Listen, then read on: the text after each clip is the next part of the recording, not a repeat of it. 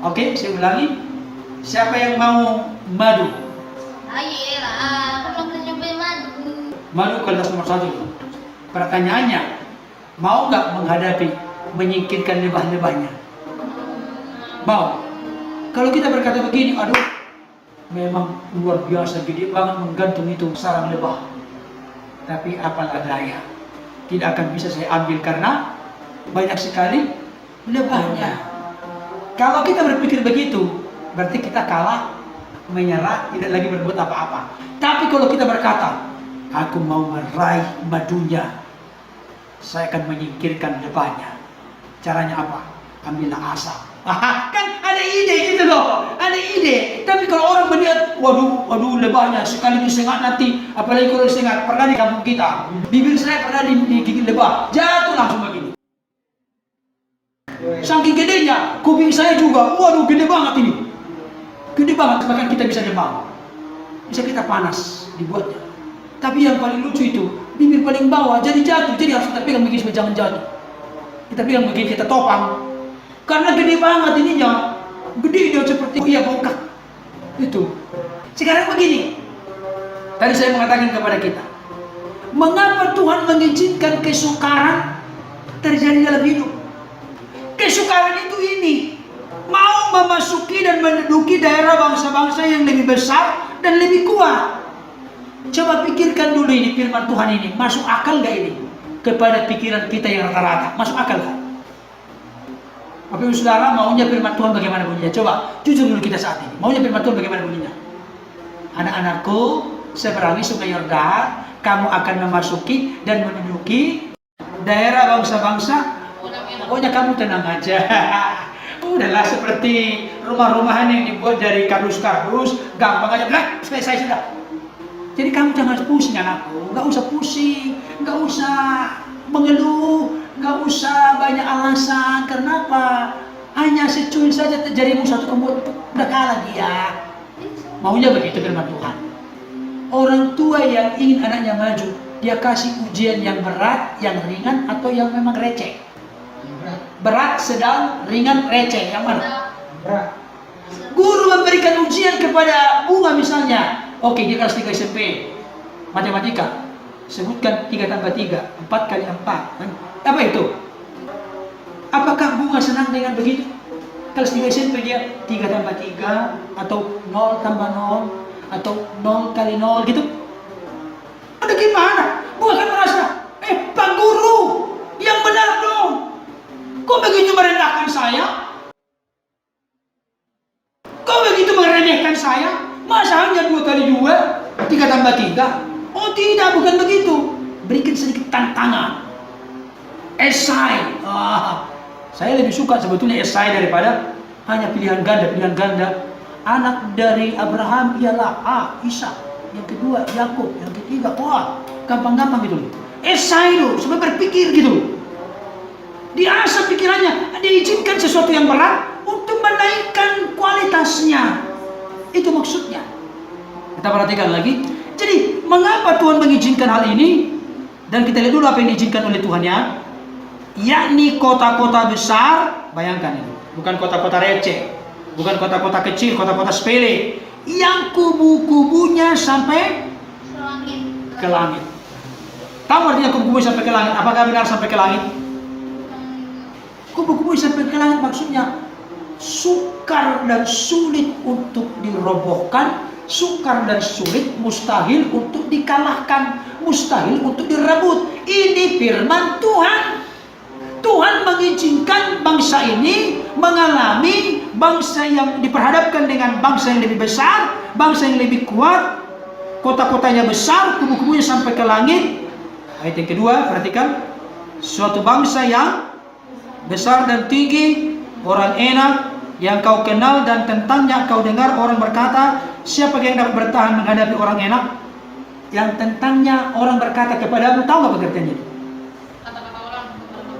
Bukan lagi sekedar isu-isu yang tidak jelas, tapi informasinya sudah akurat bahwa ini bukan hayalan, tapi kenyataan bahwa memang ada orang-orang enak yang tinggi-tinggi perawakannya, yang besar-besar. Jadi bukan ilusi persoalan itu, bukan hayalan pergumulan itu. Memang benar ada kesukaran. Coba kalkulasi berapa itu? Mengapa Tuhan mengizinkan itu semua terjadi? Dan dikatakan di sini, siapa yang dapat bertahan menghadapi orang ini, orang enak? Kalau ada kalimat begini kepada kita, siapa yang dapat bertahan menghadapi orang enak? Artinya orang enak itu sudah terkenal kepahlawanannya, kegagahannya, keperkasaannya tidak bisa dikalahkan oleh siapapun. Tapi Tuhan menginginkan bangsa ini menyeberang sungai Yordan, memasuki dan merebut tanah Kanaan itu yang lebih besar, lebih kuat, lebih tinggi, bahkan juga kubu-kubunya sampai ke langit. Mustahil bisa dicapai. Kalau begini, apakah kita menghela nafas? Tidak berdaya, tidak mungkin, mustahil kita bisa meraihnya. Ternyata tidak. Tuhan mengizinkan seluruhnya ini terjadi. Apa maksud Tuhan? Ada yang bisa jawab? Apa maksud Tuhan? Apakah Tuhan mau supaya kita stres? Apakah Tuhan mau supaya kita ini menjadi kecut dan tawar hati?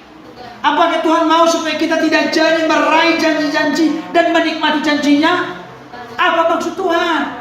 Supaya kita mengandalkan Tuhan. Bagus sekali, supaya Mengandalkan Tuhan. kita mengandalkan Tuhan. Jawaban yang pertama atas pertanyaan ini yang perlu kita sadari. Kalau kita lihat fakta-fakta daripada musuh yang mau kita kalahkan ini, persoalan yang mau kita atasi ini, kesukaran yang mau kita hadapi ini, mau menunjukkan kepada kita yang pertama, perhatikan. Maksud dan tujuan Tuhan mengizinkan kesukaran itu adalah untuk menyadari bahwa kita punya keterbatasan. Dan ini tidak bisa dilepaskan dari apa yang dikatakan Samuel tadi. Karena kita menyadari keterbatasan kita, makanya kita membutuhkan Tuhan yang tidak terbatas. Ini dia. Jadi Bapak Ibu Saudara, dalam menjalankan hidup sepanjang tahun ini, sadarilah bersama, kita ini punya keterbatasan. Tidak pernah kita setelah menerima Yesus Tuhan Juru Selamat jadi malaikat. Tidak. Kita tetap manusia, tapi manusia yang sudah diperbaharui, manusia yang makin hari makin bertumbuh, makin dewasa, makin disempurnakan dalam mengiringi Tuhan. Karena kita sadar kita terbatas, kita sadar kita punya kekurangan, kelemahan, maka hal itu mendorong kita dengan segera untuk berpaut kepada Tuhan, untuk menaruh harapan kepada Tuhan, untuk benar-benar mengandalkan Tuhan. Kalau begitu, Tuhan mengizinkan sebuah kesukaran terjadi, mungkinkah kita mencapainya? Mungkin? Apa buktinya kita mungkin? Perhatikan ayat 3. Perhatikan ayat 3. Ini kuncinya berikutnya. Maka ketahuilah pada hari ini bahwa Tuhan Allahmu sama-sama Dialah yang berjalan di depanmu laksana api yang menghanguskan. Dia akan memunahkan mereka dan Dia akan menundukkan mereka di hadapanmu. Demikianlah engkau akan menghalau dan membinasakan mereka dengan segera seperti yang dijanjikan kepadamu oleh Tuhan. Nah, maksudnya kemungkinan kita menikmati berkat Tuhan di tahun ini sekalipun ada persoalan dan pergumulan. Apa jaminannya? Perhatikan kata-kata ini. Apa? Tuhan menyertai kita. Maka ketahuilah pada hari ini bahwa Tuhan Allahmu Dialah yang berjalan di depanmu laksana api yang menghanguskan. Coba. Jadi Bapak Ibu Saudara, perhatikan ini. Bagaimana supaya kita dapat melewati kesukaran-kesukaran itu dalam menikmati janji Tuhan? Taruhlah Tuhan benar-benar berjalan di depan kita. Nah, bukan maksudnya kalau Tuhan berjalan di depan kita. Apa bukti real, bukti nyata kita menjadikan Tuhan berjalan di depan kita? Ini kan kalimat yang masih abstrak, yang masih belum jelas. Tuhan berjalan di depan kita maksudnya bagaimana? Tuhan itu kan nggak kelihatan. Tuhan kamu di depan, Tuhannya depan. Misalnya contoh Samuel kamu di depan gitu. Kelihatan orangnya. Ini kan Tuhan tidak kelihatan. Allah itu roh adanya. Tuhan berjalan di depan. Maksudnya bagaimana? Bagaimana?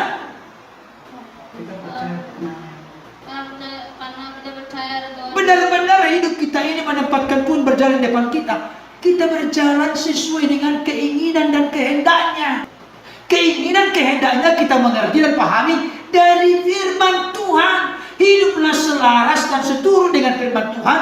Itu membuktikan kita benar-benar menjadikan Tuhan berjalan di depan kita. Sekarang pertanyaannya, kalau Tuhan berjalan di depan kita, ada nggak yang Tuhan tidak tahu? Tolong jawab. Kalau Tuhan berjalan di depan kita, ada nggak yang Tuhan tidak tahu apa yang di depan sana? Tidak, cuma tahu. Cuma tahu. Boleh tahu. Ada nggak yang Tuhan tidak tahu? Tidak ada dong, ya kan? Tidak ada. Ada nggak yang Tuhan tidak bisa kalahkan?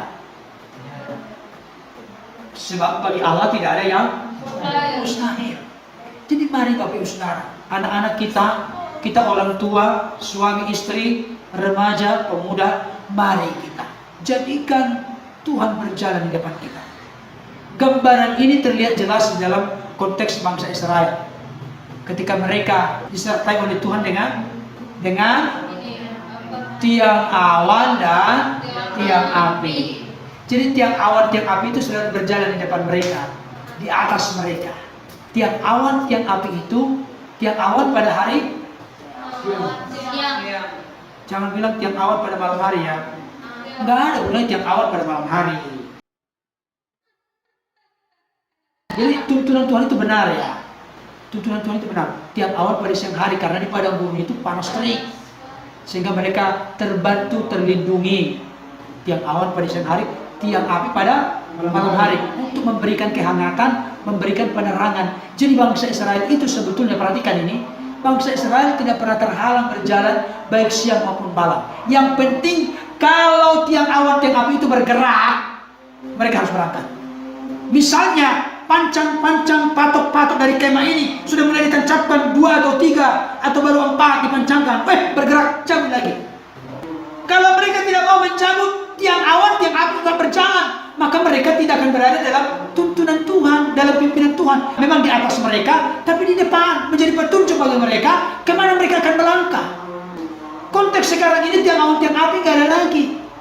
Tapi ada yang lebih hebat, bukan lagi yang kasat mata. Kalau kasat mata nanti berarti egois nanti Tuhan itu. Tahu maksudnya kenapa egois? Apakah seluruh dunia ini mau dibuat tiang awan, tiang api? Waktu itu kan konteks bangsa Israel di padang gurun, ruang lingkup, tempat, lokasi tertentu. Kalau sekarang tiang awan, tiang api lagi nggak efektif. Sekarang ini tiang awan, tiang api diganti dengan apa? Diganti dengan Roh Kudus. Aku tidak akan membiarkan kau yatim piatu. Aku akan mengirimkan seorang penolong yang lain, yaitu Roh kebenaran. Ia akan tinggal di dalam kamu dan menyertai kamu selama-lamanya. Roh Kudus itulah sekarang yang menuntun kita, yang memimpin kita supaya jangan tersesat. Makanya di tahun yang baru ini, dengan yang baik-baik, mari kita relakan hidup kita. Hidup menurut pimpinan Roh, jangan hidup menurut keinginan daging. Itu penting. Yang ketiga, mengapa Tuhan mengizinkan kesukaran terjadi? Ternyata, Bapak Ibu Saudara, coba tolong dihitung, ada berapa tadi di situ kata-kata jasa-jasamu. Tolong cepat dicari, berapa? Ada berapa? 3. Oke, saya tanya berikutnya. Ada 3 kata kisah tadi. Saya coba teliti ada 3. Kenapa diulang 3 kali? 3. Kenapa diulang sampai 3 kali? Mengingatkan. Untuk memberikan pesan yang penting untuk tidak diabaikan, diremehkan, dilupakan atau dipandang sebelah mata. Perhatikan, mengapa Tuhan mengizinkan kesukaran?